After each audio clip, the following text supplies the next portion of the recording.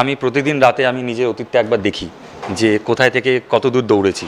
মানুষ তো প্রতিদিন 8টা থেকে 10টা অবধি আমি ওমকার ঘোষ প্লে করছি, আর 9 মাস ধরে টানা। দুম করে বাড়িতে এসে তো আবার ওটা তো হয় না, একটু আমার হয় না, অনেকে আর্টিস্টরা হয়তো হয়, বা সেটার থেকে বেরোতে কিছুদিন টাইম লেগেছিল। টেলিভিশন তো সিকিওর, টেলিভিশন তো সবাইকে বাঁচিয়ে রেখেছে। কিছুদিন আগেই শেষ হয়েছে তার ধারাবাহিক, তবে পরপর ধারাবাহিক পরপর ছবি এইভাবে কাজ করতে তিনি পছন্দ করেন না বলবো না, কিন্তু একটু কম চান, কারণ সব কিছু মিলিয়ে কাজ করতে ভালোবাসেন। সবকটা মাধ্যমে তিনি থাকবেন এটাই পছন্দ করেন, আর সেই কারণে এখন আবার বড় পর্দায় ওম। বুঝতেই পারছেন আমরা কোন ধারাবাহিকের কথা বলছিলাম। যাই হোক, নতুন ছবি যার নাম অদ্বিতীয়া, এবং সেখানে লুক টেস্ট নয় বোধহয় এটা মানে লুক সেট করা হচ্ছে, সেট করা হচ্ছে, হ্যাঁ।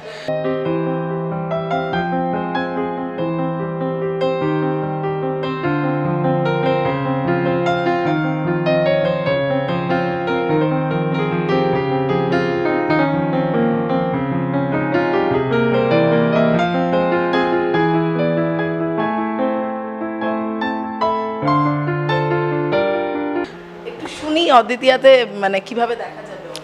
আমার চরিত্রের নাম এখানে অর্ক, এবং গরিব ঘরের ছেলে বলা যেতে পারে, বস্তিতে থাকে, এবং তার কিছু ডার্ক ব্যাকগ্রাউন্ড রয়েছে যেটা তাকে প্রেজেন্টে হন্ট করে বেড়ায়। তা সত্ত্বেও সে একটা মেয়ের প্রেমে পড়ে। এটা বলা যেতে পারে একটা রোম্যান্টিক লাভ ড্রামা সব মিলিয়ে একটা গল্প, যেখানে ছেলেটার অনেকগুলো বয়সের শেড রয়েছে, অনেকগুলো চরিত্রের শেড রয়েছে, যে কারণে আমার খুব এক্সাইটেড লেগেছে যে বেশ অনেক জায়গা আছে অভিনয় করার, যদি আমি করতে পারি। অর্ককে তো অতীত তাড়িয়ে বেড়ায় আমি শুনছিলাম, ওমকে কি বেড়ায় মানে অতীত ঠিক আছে পেছনে ফেলেই এগোলাম, ভবিষ্যতই ভাববো, সেটা নাকি অতীতকে সঙ্গে নিয়ে ভাবতে? আমার যদি বলো তাহলে আমাকে অতীত খুব ইন্সপায়ার করে। আমি প্রতিদিন রাতে আমি নিজের অতীতটা একবার দেখি যে কোথায় থেকে কত দূর দৌড়েছি, আর কতটা দৌড়তে হবে, সেইটা আমাকে খুব হেল্প করে। মানে অনেকেই অতীতকে দেখে অন্যরকমভাবে, যে অতীতে কি পাইনি। আমি দেখেছি অতীতে আমি কি পেয়েছি, তার তুলনায় এখন কি পাচ্ছি। যখনই দেখি সেটা, ধরো অতীতে যদি 10 পেয়ে থাকি, এখন যদি আমি 11 পাই, তাতেও আমি খুশি। জন্যই সবসময় হাসি মুখে দেখা যায় ওমকে, তাই না? যে তাতে এটা না নিজেকে আর কি একটু ঠিক করা, কারণ আমি এখন অ্যাট প্রেজেন্ট ধরো আমি 12 নিয়ে খুশি নই। যখন আমি অতীতে চলে যাব, তখন দেখবো যে আমার কাছে তো 1ও ছিল না, 10ও ছিল না, তাহলে আমাকে এইটা নিয়ে খুশি থাকতে হবে। এখন এইটা ভেবে এখন আমি, মানে প্রতিটা মানুষের তো বয়স সময়ের সাথে সাথে অভিজ্ঞতা চেঞ্জ হয়, আমিও নিজেকে চেঞ্জ করছি, চিন্তাভাবনা আমার চেঞ্জ হচ্ছে। তো এখন আমি जो मिला है उसी में खुश हूँ, इसके लिए ज़्यादा तकरार नहीं करता खुदा से, মানে ওরকম আর কি।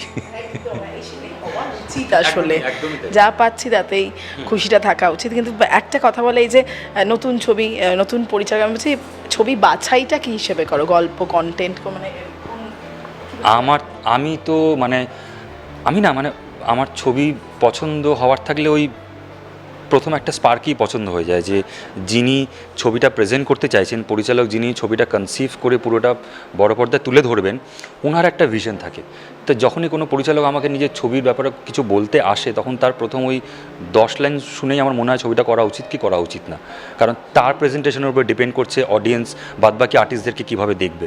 তো সেইটা আমার খুব এক্সাইটিং লেগেছে, এবং খুবই প্রমিসিং মনে হচ্ছে তার প্রথম কাজ ডিরেক্টরের। তো আমার খুব ভালো লেগেছে তার প্রেজেন্টেশনের চিন্তাভাবনা দেখে। তো দেখা যাক, ভালোই হবে আশা করছি।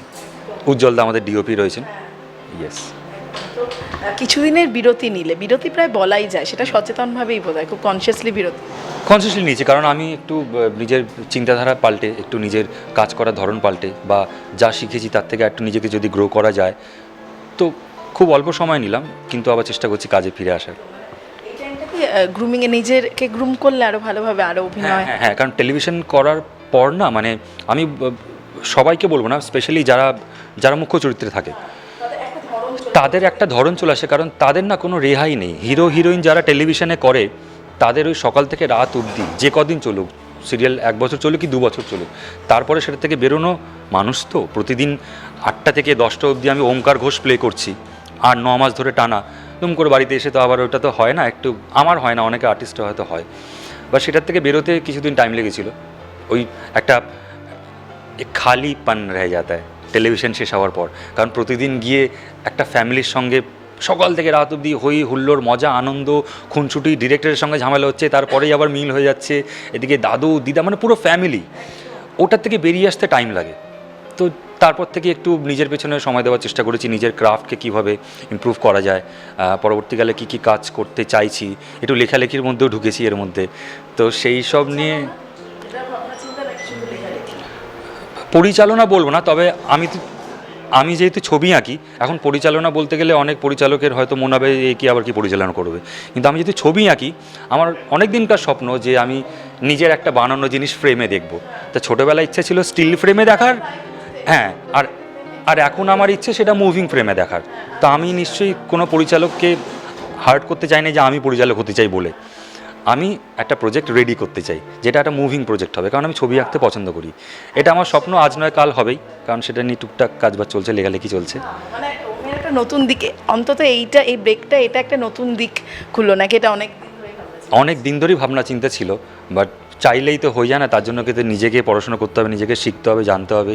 এবং এতদিন ধরে যেই কাজগুলো করে এসেছি, যে কটা ছবি করেছি ভগবানের কৃপায় এবং প্রডিউসারদের কৃপায়, তো সেইগুলো আমাকে খুব হেল্প করেছে নিজেকে তৈরি করতে। তো দেখা যাক সেইগুলোকেই মাথায় রেখে অনুসরণ করে আর কি, যদি কিছু ভালো অন্যরকম কাজ করা যায়।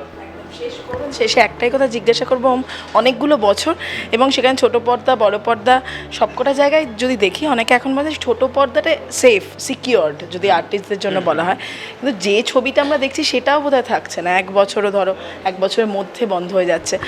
এটাই কীভাবে দেয়? কারণ কবে বড় পর্দায় আসছে কাজ আসছে, সেটা রিলিজ অনেকটা প্রসেস, তো তুমি কীভাবে দেয়?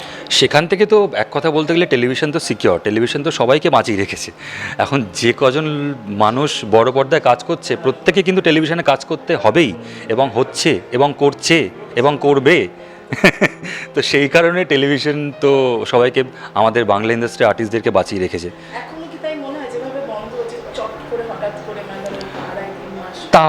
তাও টেলিভিশন বাঁচাবে, বন্ধ হয়ে গেলেও অ্যাটলিস্ট 3 মাস তো চলবে। ওই 3 মাসের গ্যারেন্টি কে দেবে গো? ওই 3 মাস কোন ছবি চালাবে গো?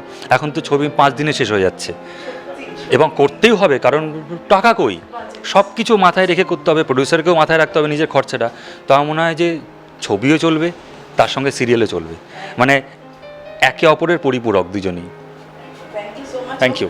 শেষ করবো, শেষে আর কি কাজ আসছে? অদ্বিতীয়া তো আসছে, কাজ অনেকগুলো রিলিজের আর কি, একদম দোরগোড়ায় বলা যেতে পারে। তার মধ্যে ভালো ভালো ছবি আছে, অনেক দিন ধরে অপেক্ষা করে আছে।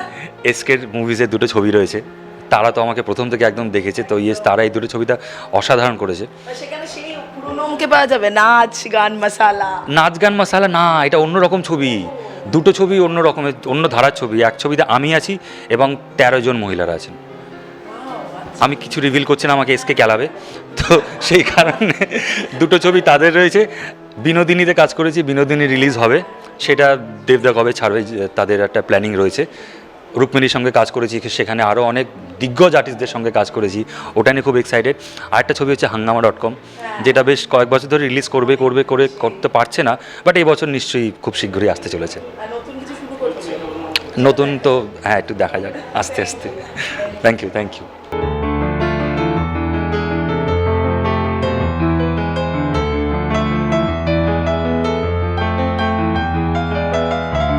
ছবিটা হচ্ছে সর্বসাধারণের জন্য, এবং বিষয়বস্তু ছোটোবেলায় দেখানো হচ্ছে একটা মা কোনো কারণে মানে অঘটন ঘটে যায় হিরোর মায়ের অর্ঘ্যে, এবং সেই বিষয়বস্তু নিয়ে কাজ করতে চলেছি।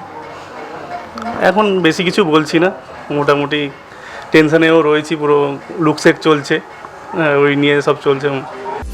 টলিউড ফোকাস কলকাতা চ্যানেলটি আপনাদের ভালো লাগলে লাইক করুন, সাবস্ক্রাইব করুন এবং আপনাদের প্রিয় ভিডিওটি অবশ্যই শেয়ার করুন। Tollywood focus Kolkata.